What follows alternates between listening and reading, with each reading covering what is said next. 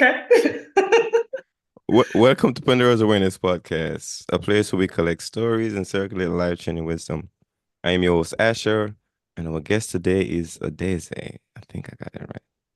And you're here because we get to talk about victory. And if you're joining us right now, I can already guarantee you there's going to be a lot of laughing in this conversation because so far I can't help myself from stop laughing. So, Adaeze, if you don't mind telling us where you're hailing from, what you specialize in, or you add invite to the world and who you've been a hero to. All right. So my name is Adaeze Iloeje. I live in New Jersey and the central New Jersey. Some people can argue that, but it doesn't matter. Mm-hmm. So I'm the founder and CEO of African Women in STEM. So it's an organization that empowers women Mm-hmm. to take ownership of their careers, reach their full potential, and pay it forward. And we do that through networking, mentoring, and various programs that we run, workshop, and so on. We're actually in the process of launching a formal membership program later this fall, so I'm excited about that. Mm-hmm. And the change I make in the world, this is it and much more. But I was just telling somebody yesterday, the fundamental thing for me is it's always about empowering women and people for some reason, even as far back as when I was a kid. Mm-hmm. Because I just believe that everybody should have a chance to live the best life that they want and be the best that they want to be. So when I see people not being treated fairly, I Mm-hmm. will step in. Even Mm-hmm. when I don't want to step in, they will call me to step in because they know that if they bring me in, I'm going to protect them. Um, I remember in elementary school, there was a teacher that, joined this, I would say religious group. I was trying to convert the students. So they came and called me that the teacher, that I should come and talk with the teacher because she just said that, we're going to have like this debate that whoever, if they win, they Mm-hmm. don't get to join. If she wins, then they'll all have to join her religion or whatever it was. So they called me to come and do the debate and I won and, everybody was happy. Or in college, we had this professor that was just absolutely awful.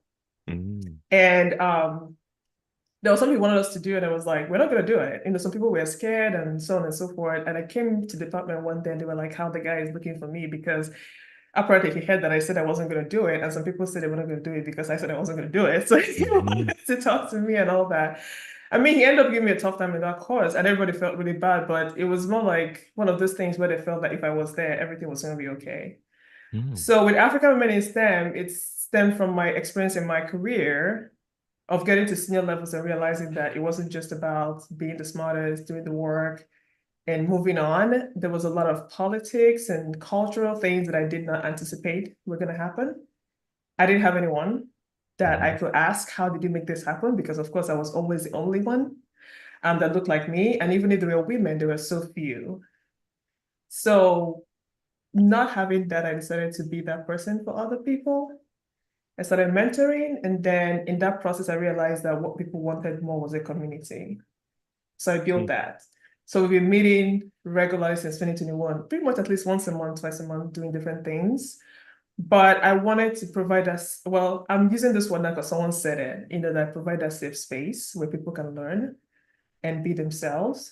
That safe space where people can build genuine connections and get the support that they need and get the knowledge to help them navigate their career because a lot of things they don't teach you in school.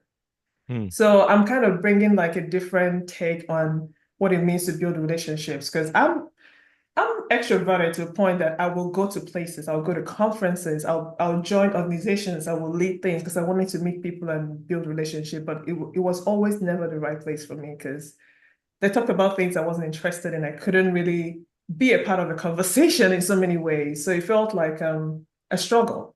Mm-hmm. I didn't think building relationships should be a struggle. It should be perfectly easy. So that's why I'm here. And Mm. that's how I hope to change the world. So And so if you had to give a give a very, very direct answer to the question of who do you want to be a hero to, what would that answer be? I want to be a hero to all women that feel like they can't be who they want to be for whatever reason. And I say when you said something earlier about you said they want you to step in. And I was thinking when you said he always like you gotta step into your steps. So it's always feels like those steps are meant for you to step into. And when they Mhm. when they when they when they open up and show up, you can't help but to step in. Hmm. And that's very powerful. So where you get all that courage from, by the way? I have no idea. I guess, I guess part of the reason is when I see my parents ever told me no, it's not like no, don't take candy. Of course, they say no, don't take candy. But when it comes to what do you want to do, who do you want to be, Mm-hmm. they never really told me no. What my dad would always do was to ask me why. Why do you want to be such and such?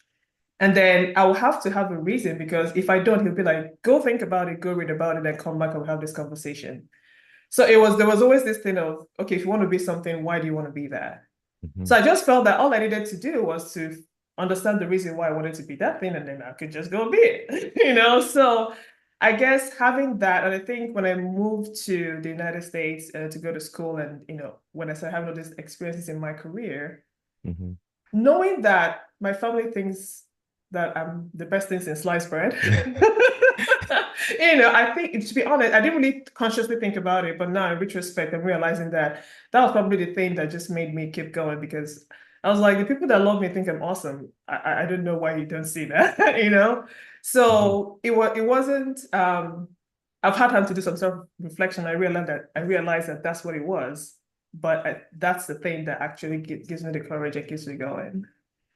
There's something different about having people that think you're so awesome. Hmm. Yes, It there it it is. it, should- it give you a different kind of smile, give you a different kind of courage, different kind of step, different kind of glow. Hmm. Like it's just different when you're like, these people think I'm awesome. Hmm. Like, I need to keep being awesome. Like Uh-huh. it is just something about it. I don't know. I love that. I love when Absolutely. it happens. So we gotta step into. I'm gonna keep using the word step into. We gotta step into victories today. So Okay. if you gotta take us on that museum tour of your journey, your history over this time period of your life, you gotta celebrate some of that stuff.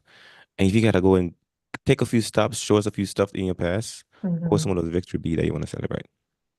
Oh my goodness, it's just so many. How much time do you have? We got up to the top of the hour.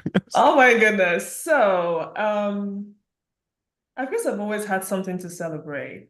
Like Mm, the one moment that like sticks out in my life, like the earliest experience that I had was I learned how to read at a very early age, even before I started school. Like by school, I mean daycare, nursery, because I said that when I was 3.5. So I remember somebody came to visit my dad, but he wasn't home. mm-hmm, And I went and got my book because then I could read, books without pictures. And I mm-hmm. sat down. I just realized that I was actually a show off, but that was what I was thinking then. But I sat down and I was reading this thing out loud because I wanted him to know that I could read.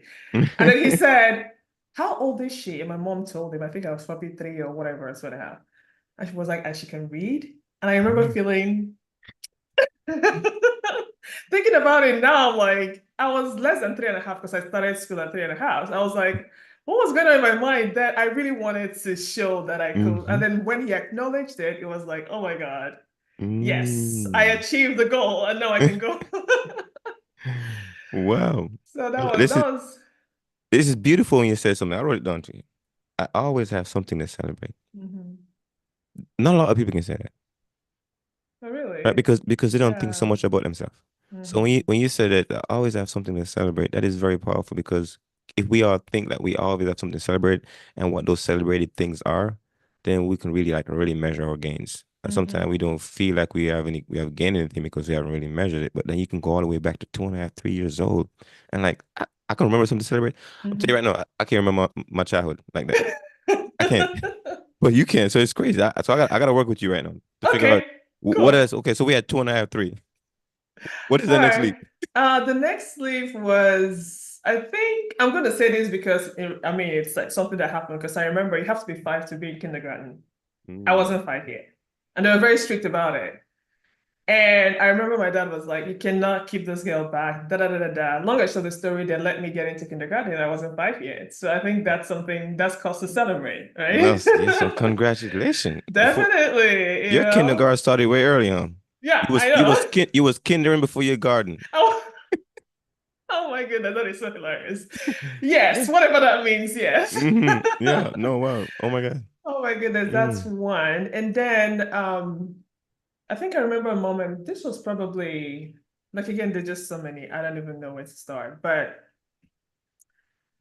this was in, this is a kind of different celebration. Like when I was in third grade, what you call primary three, we call it. Mm-hmm. Um, I've always like I was born with hereditary eye issues that I inherited from my dad, I inherited from his dad, stuff like that. So I think I had this episode where I couldn't see Mm-hmm.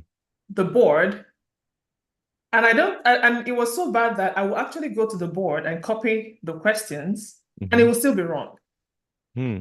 But I could see my paper. So Mm-hmm. whatever I put on my paper and solve the problem, it will be right. So the teacher graded what I had on my paper, not what she had on the board. Mm-hmm. And I thought that was, I mean, I'm thinking about it now. I'm thinking, I mean, she could have decided not to do that, Mm-hmm. but she already knew I was going through a tough time and she didn't want to make it worse. Because I remember actually having to, for some reason, I took injections every day for a week for whatever it was that was happening to me. It was a whole thing. Mm-hmm. But that took away the stress because I wanted to go to school, I wanted to be with my friends, but I couldn't see anything. Mm-hmm. So the fact that that did not impact my experience at school, I think that's another thing to celebrate as well. Mhm. Congratulations. So you discover your vision challenges at that age? No, before that, actually, I've Before always, before. yeah, I mean, but it took a turn for like the worse a little bit. Mm, Around that time. And then I had to go through some major like intensive treatment to kind of bring it back mm. to, yeah. Mhm. So you almost become Ray Charles, is that what you're saying? I'm not gonna say that because I can see it. I can see it. So whatever it was did not happen. We Did had not the happen. medical care and I was able to get through that I ended up being fine. So Mm. Okay, so let's me ask you this question. So when you was having those challenges, mhm. and that was very young at the time. I don't know if you can remember or not, but like what that made you feel about yourself? How that made you feel about yourself? To be honest, I didn't know. I just knew I loved school. Mm-hmm. I loved to read a lot.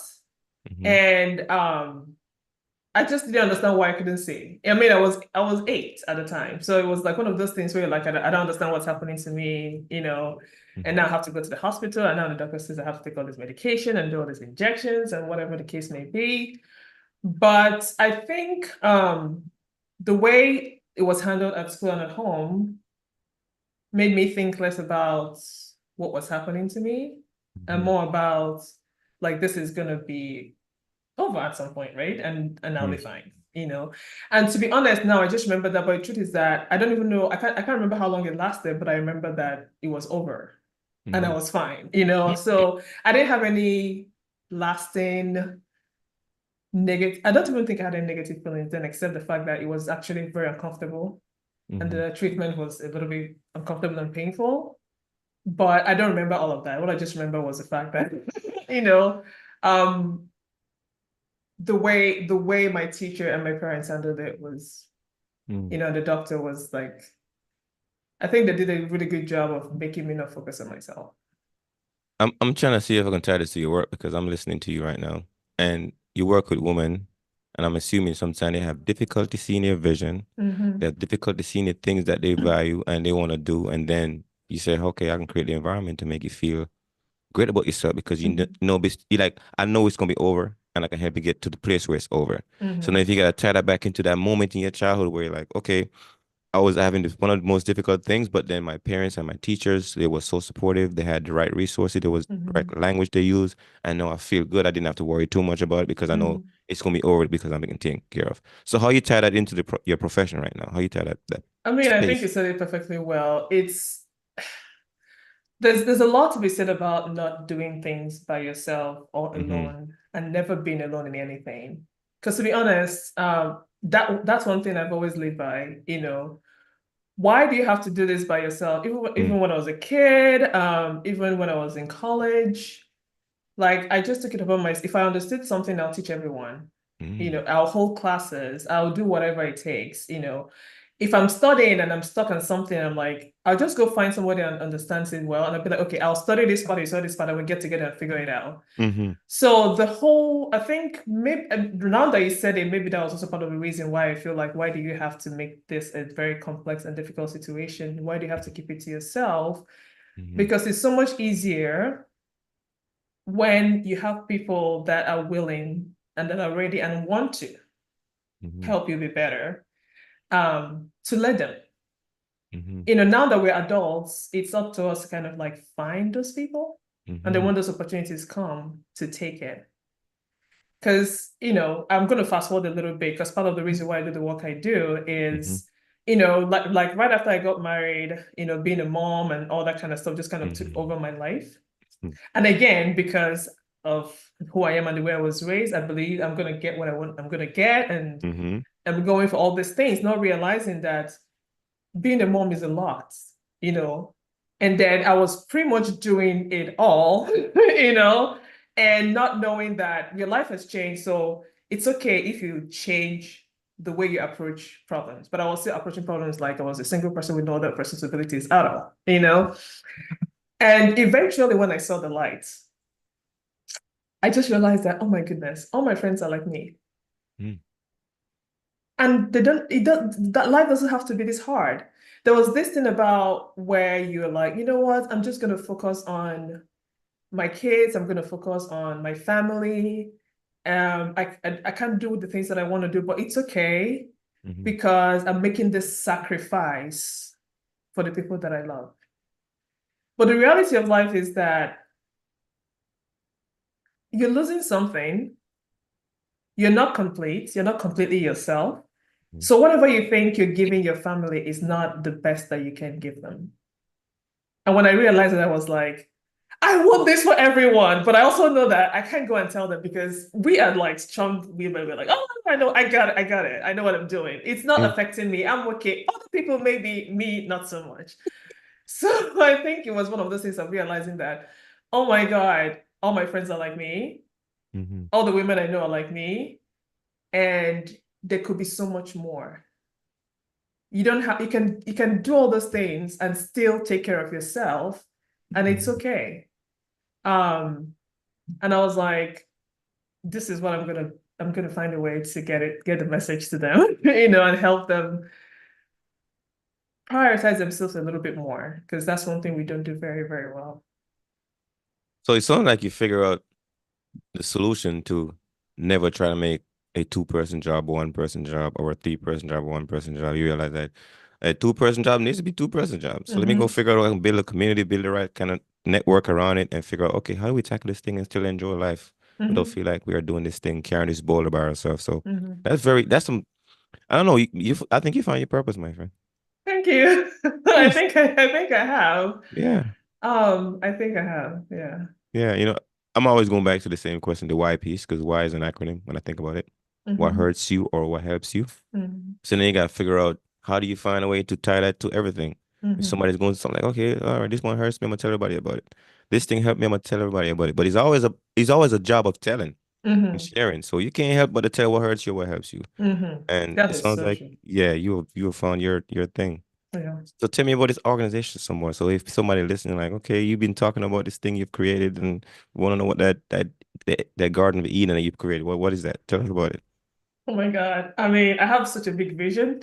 Mm-hmm. So what I see in my mind is, and I'm going to preface it by saying, in addition to what I talked about, Mm-hmm. when I see people that are doing something I like, I kind of like to follow them and find out more. Mm-hmm. So I listen to podcasts, I get all this information, and I realized that African women in STEM, because I was kind of curious and listening to the STEM podcast, we're kind of going through the same problems. And if at the core or at the root of it all is that we don't have the support that we need, Mm-hmm. and we don't have the numbers in our small, areas or location or geographical, whatever, to could build that support for ourselves. Mm-hmm. There was one story that happened. This was before COVID that really stuck out to me. This lady, she studied mechanical engineering and she couldn't get a job. So she started a business. She started a fishery business, Mm-hmm. and she was doing really well. And she employed people. She employed about 20 or 30 people. So she not just created a job for herself, created a job for other people that had families and all of that. So there was a flood in the town that she lived in, and it just carried everything. Mm-hmm. And her business was gone just like that. It So I'm from flood took Nigeria. everything away. It Wow. took everything away. I mean, it's the water. Just because look at how a hurricane or a flood or whatever, it doesn't care. Mm-hmm. Just so I'm from Nigeria, and Nigeria were very local. I don't know how to put it. You're from where you are, and that's it, Mm-hmm. right? So so she grew up, she's lived in this state for 10 years. Mm-hmm. So when this happened, she wanted to go get a grant. Mm-hmm. And the first thing they told her was, you're not from here. But I was like, I've been creating jobs for the past 10 years. Yes, but you're not from here. So I found out about this like a couple of years later, and all she needed was $5,000. And my mind, I was thinking, what is $5,000? I may not be able to give her $5,000, Mm-hmm. but if you had like a group of women that were already working on this, and there are 100 of us, 200 of us, 300 of us, 500 of us, we can easily raise $5,000. Mm-hmm. So I want us to be able to take care of ourselves Mm-hmm. because we can, but we need to form that mass, if you want to say, for lack of a better word. But having that community of all African women in STEM anywhere in the world being part of this huge global community so that if you come in, you can tap in because the women that are talented want to start businesses in STEM, don't have the funding, or want to do research, don't have the funding. I was talking to somebody the other day, she was talking about how most women, when they want to do something, they want them to volunteer so they don't get paid. Mm-hmm. And because they don't have any advocate, they're like, okay, this is an opportunity. At least it gives me, a foot in, and maybe, but that maybe may never happen, right? Mm-hmm. So if you have more than one voice speaking up, if you have more than one pocket, like you're pulling funds from more than one pocket, it's so much easier. So that's where I see us going. And there's this thing about like if you give a woman $1, she feeds a whole village, whatever. You know what I Mm-hmm. mean? Mm-hmm. Because that's how we are, you know? Um, so I want to be able to like create that movement where women understand the value of coming together and becoming a force to reckon with, realizing they don't have to do it alone, and you Mm-hmm. don't have to have all the answers or have all the resources by yourself. So that's the big vision.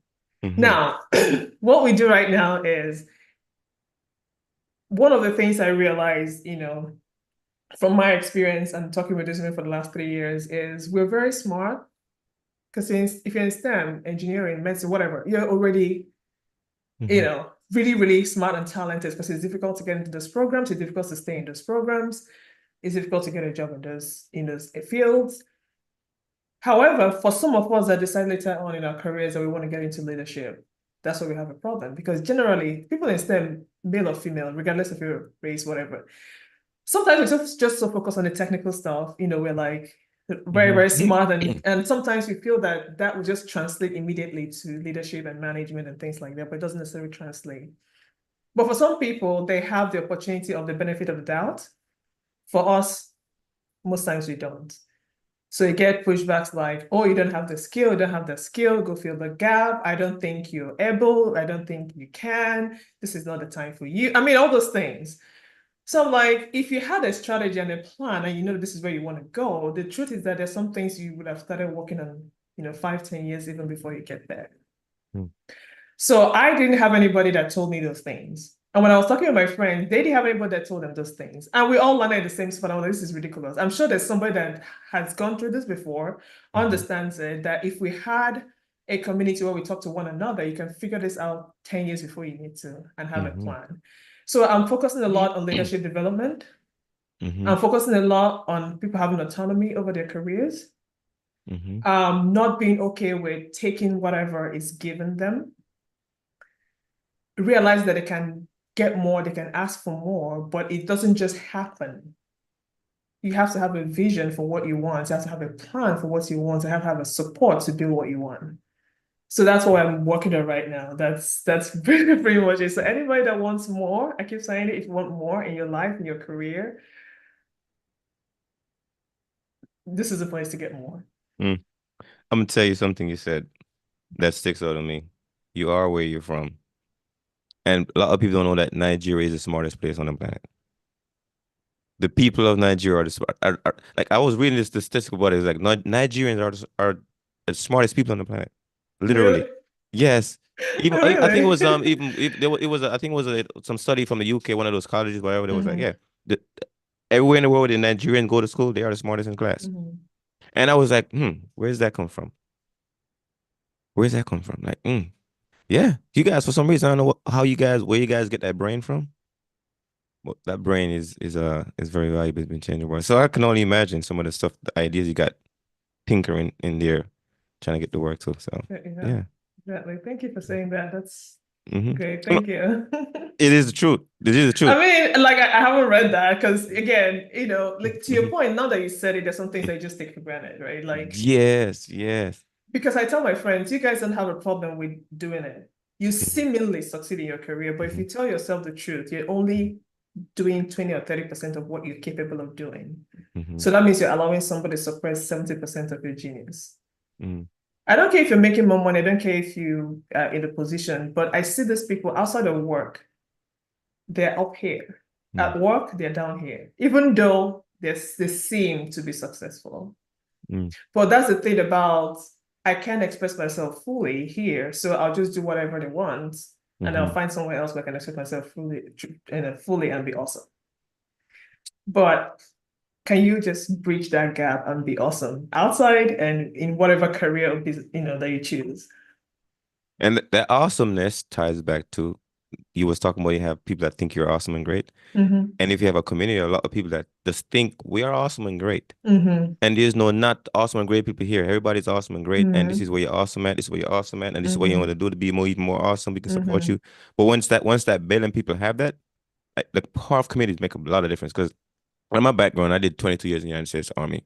And when I had a team like with me or support me, I have a lot of confidence. Mm-hmm. Like it is a challenge. I'm like, I know I got some people I can go sit back, go brain spark with, and come back with an answer we're gonna take on this challenge. But when I Mm-hmm. didn't have that, I'm like, it's just me again.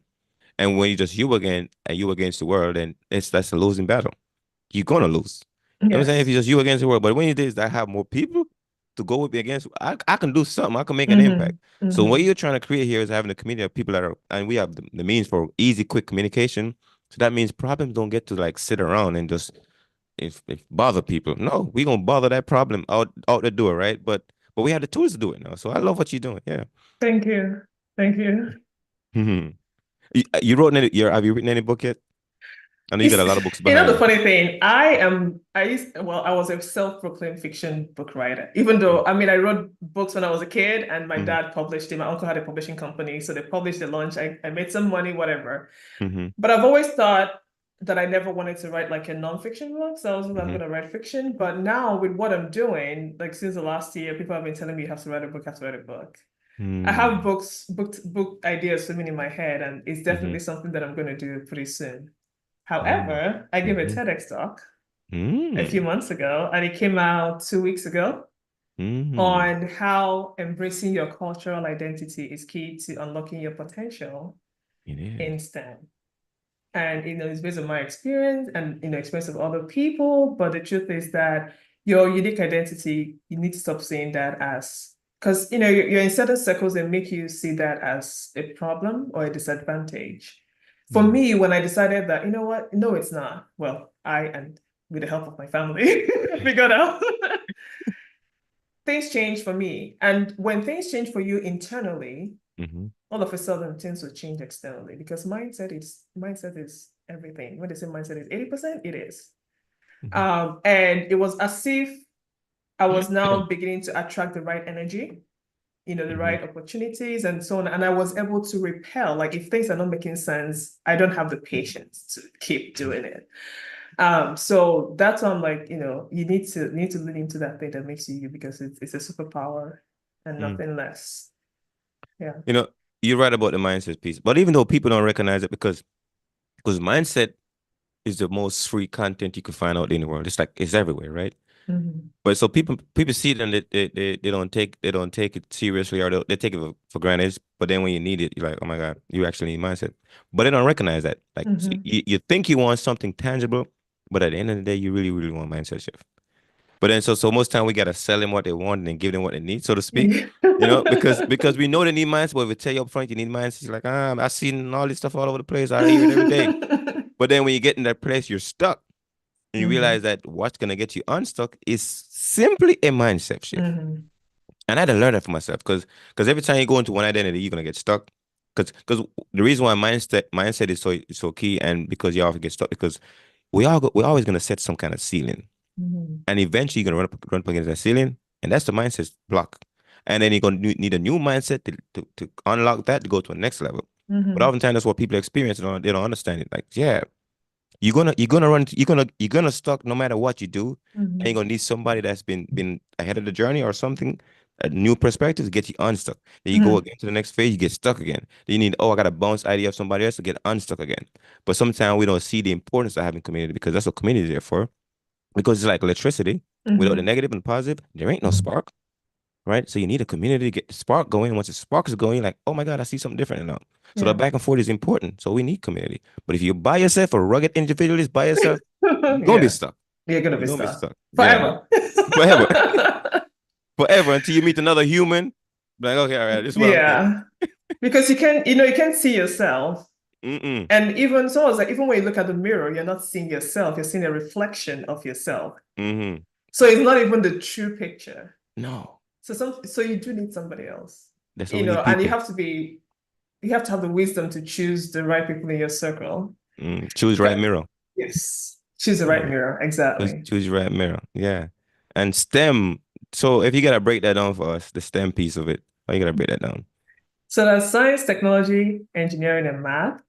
Mm-hmm. And it's so funny because some like in the United States, STEM or no STEM depends on who gives the funding in the US Department of Mm-hmm. whatever. I'm like, even if you're doing medicine and nursing, you still have to have gone through the basic sciences and all of that.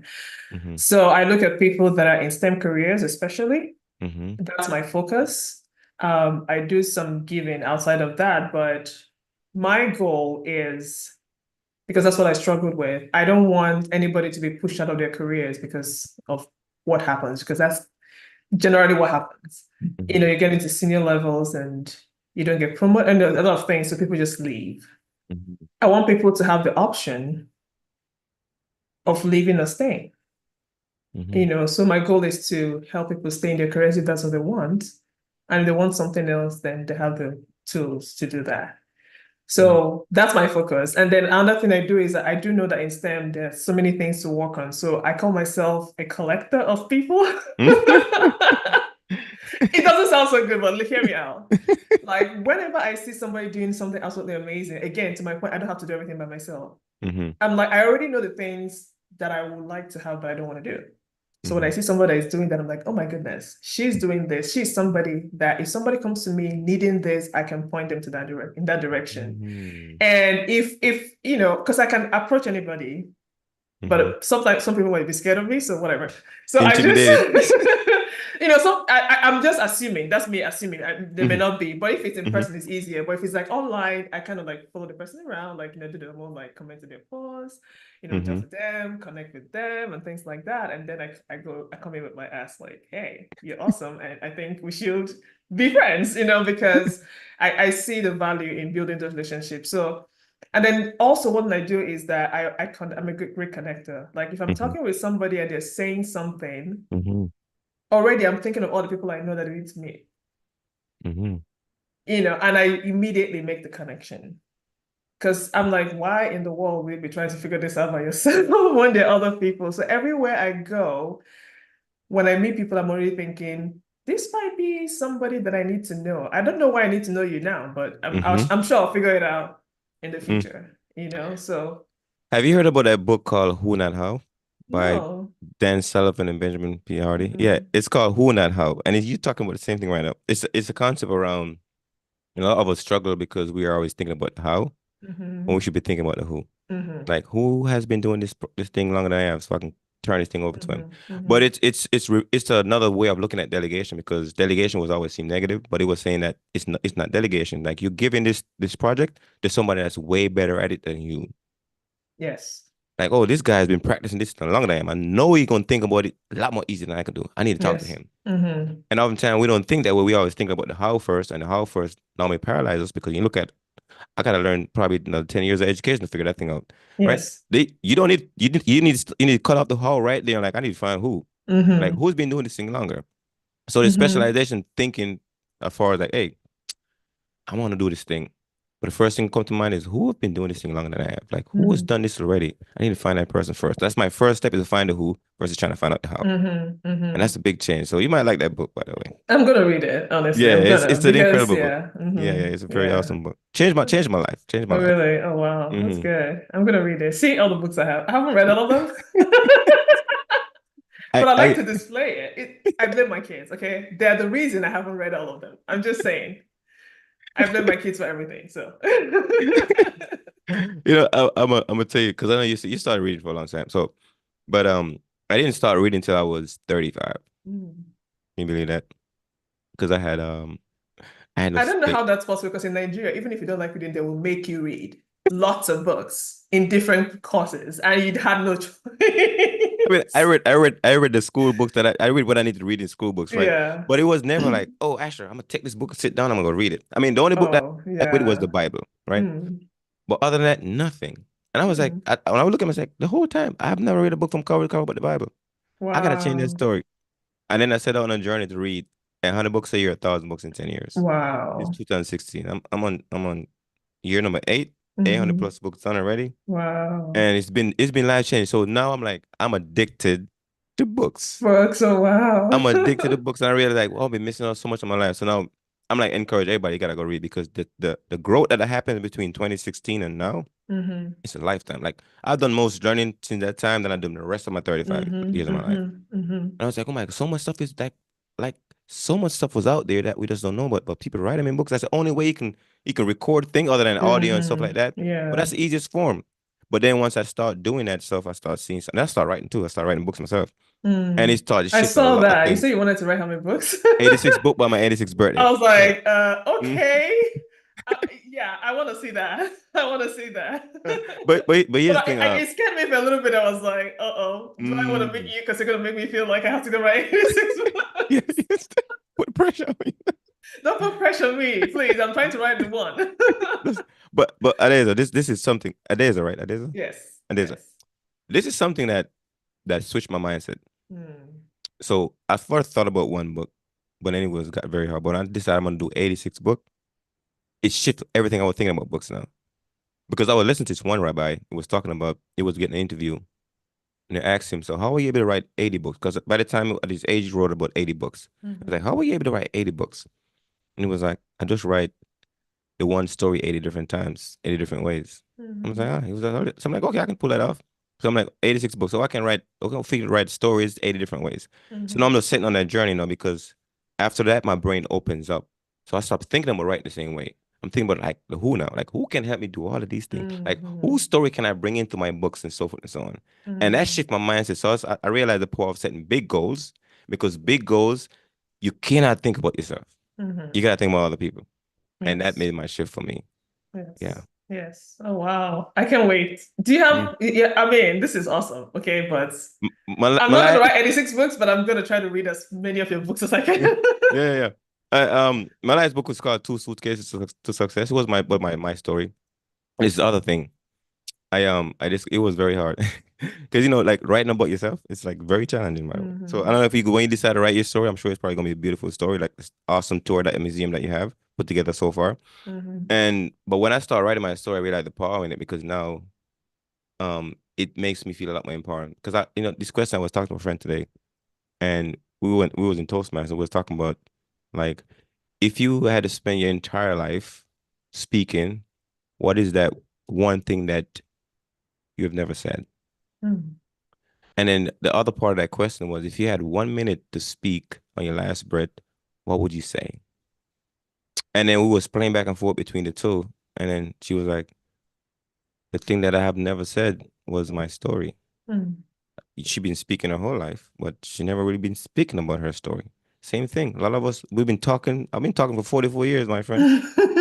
I've said that, but I've never really like sit down and, like I'm gonna speak about my story. Mm-hmm. And once we decided to make that the thing, it changed a lot of stuff because now like okay, if I had my last breath and I have 1 minute to say something, and I never really practiced saying it, never thought about it too much, I probably would stutter and get a lot of anxiety and probably never get Mm-hmm. to say what I need to say in that Yeah. last minute of my breath. And oftentimes, the thing that you probably had, you've been speaking so much that you never talk about your story is probably the thing that you've been hiding so much. And we've been hiding these things, never speak about it. So Mm-hmm. no, those things need to be said. So I'm like, we gotta do this. We gotta Mm-hmm. write the story. So now I'm Mm-hmm. focused on strictly writing other people's story, helping write the story. Because I Mm-hmm. realized the empowerment in writing your story. And after that comes out, and it's like, oh my God, what you talk about most of the time? The famous people that talk about their stories. Yes. Mm-hmm. Yes. Mm-hmm. Tony Robbins, all he talk about is him and that Thanksgiving dinner. I'm like, like yeah, yeah. And all he do is weave his principles, his values, and his systems on the concept in between it. But it Mm-hmm. goes back to those things that made the shift for them, made that shift for them. Mm-hmm. So I'm like, yo, Yes. what is your take me tour to your museum? Tell me what's going on. Tell me all this. Mm-hmm. Tell me what that artwork was for, what that artifact was, like this stuff he collected. Share Mm-hmm. those things. The victories Yes. you've celebrated at 2.5 years old, like, Mm-hmm. how about that? Yeah. You know? Yeah. Yeah. Yeah. Okay. Mm. Adaeze, if Yes. somebody hear you right now, like, well, this is awesome, by the way. I would love to be to like you sound like my hero, Adaeze, and I would love to connect with you. How can I do Oh my goodness. I'm on LinkedIn all day, every day. that? More than I think is good for me. But anyway, Hey, you gotta go where they love you at, right? you gotta go where they love you, right? I think I understand LinkedIn. I still don't get Facebook and Instagram. So I go Mm-hmm. there and I run away and I go back to LinkedIn. So I'm on LinkedIn all the time. My email is support@africanwomenInSTEM.com. Mm-hmm. And I love meeting people. So if you have any questions, or don't be afraid to like reach out, Okay, come so to my if they DMs. got to search for you on LinkedIn, what would they search for? Adaeze Iloeje. That's my full name. Okay. Adaeze, if I'm listening to you Or right you now, can search for African women in STEM. I'm also gonna come up, also gonna if come up that's too. easier to remember. Yeah. So Adaeze Iloeje Ogalaya. Ooh. African women in STEM. All right, listen, I just put her first name in there. Adaeze. Mm-hmm. That's a very unique name, right? Yeah, it means princess. But yeah, it means Ooh. princess, and it's also a little bit more common like where I come from, Uh-huh. because Ada is pretty much the first daughter. Mm-hmm. Eze is a king, so Mm-hmm. the first daughter of a king. So there are different versions of Ada, Adana, Adama, Adego, but yeah. So if you have that name, Ada anything, everybody's gonna know where you're from. God. But mine means princess, and I love it. This is Yes. something that I learned about folks from Ghana too. I didn't know until my Ghana buddy was talking about it. And it was like because we was having a conversation and I was trying to remember what day of the week I was born. I was like, Mm-hmm. he was like, what? And I was like, so what day of the week he was born? He was like, I think he said it was like a Saturday or something. And I was like, how do you know that so fast? He was like, well, because most of our names has the date of the week tied to it. So Mm-hmm. everybody Mm-hmm. know what day of the week they was born because it's Mm-hmm. part of their name. I was like, oh my God, Mm-hmm. that's so unique. I love that. Mm-hmm. After that, Mm-hmm. I'm like, I'm stealing that. I'm gonna find a way. I'm gonna find a way to create characters in my fiction books that are Mm-hmm. that are named based on Yeah. the Ghanaian name of the week, Yeah. so on. But yeah, mm-hmm. Yeah, It's it's the powerful. same here, but we don't go by those names a lot now. So we Mm-hmm. have 4 days in the Igbo calendar. Mm-hmm. Eke Oye for Anonko. So for the Mm-hmm. men, it's like Oka for Keke, and then for the women, it's like Mba for Mbeke. So you know what day that they're born. They can have other names, but they ties it back to that. Mm-hmm. Now they're more like last names for the Mm-hmm. for the male names, and then the female names have kind of gone away over time. Yeah, Name has meaning. name has meaning. Yes. We're in a place where a lot of names we have these days don't have no meaning. Mm-hmm. Mm-hmm. And if you're trying to find how meaningful you are in life, or you're living up to your name and you have a name that Mm-hmm. has no meaning, then it's very Mm-hmm. difficult to know yourself too. Mm-hmm. That's true. Yeah. That's true. So Yeah. that's something beautiful about the African culture. Like you know who you are when you when you Mm-hmm. when you connect back to your language because your language Mm. can tell you what you really mean. What do you Like, really mean exactly? Like again, I yeah. said, like I had a friend that I think the parents had the mom had a lot of miscarriages before they had her, Mm-hmm. and her name was Ozemena, which means may it never happen again. So Mm. like when you hear certain names, you kind of know that there's a history behind it. Mm. There's something. Yeah. History is in your name. Oh my God. Yes. Like we gotta get back to that. And I'm from Jamaica, you know, we got a little bit of stuff going, but yeah, Africa is the place. That's what I'm Mhm. trying to get to, by the way, after Mhm. so this is part of my dream. Okay. Part of my dream is to finish off my time in America because I retired from the military, so I'm like done with that stuff. So I'm working on my Mhm. entrepreneur journey. But I would Mhm. love to get to Africa and start building communities over there, right? Mhm.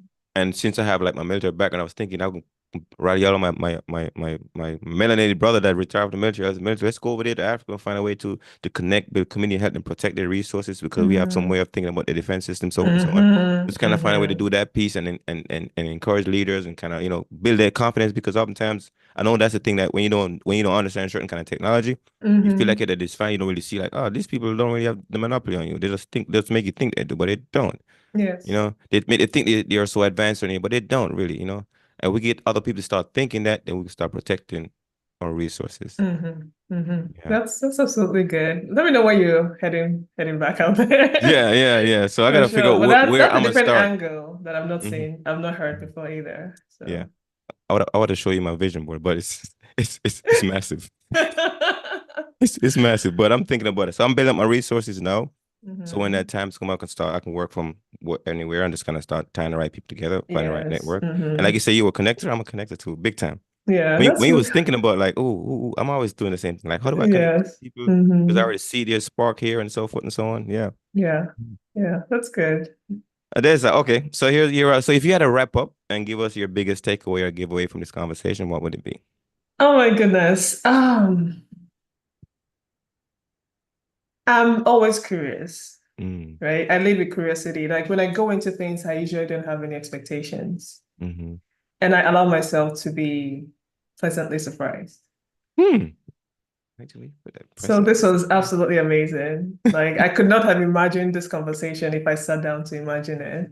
But I Mm, think that's also one of the good things about not having too many expectations. I mean, I know mm-hmm. it's a podcast. I Mm-hmm. mean, I looked up your bio, but then I Mm-hmm. was just like, Mm.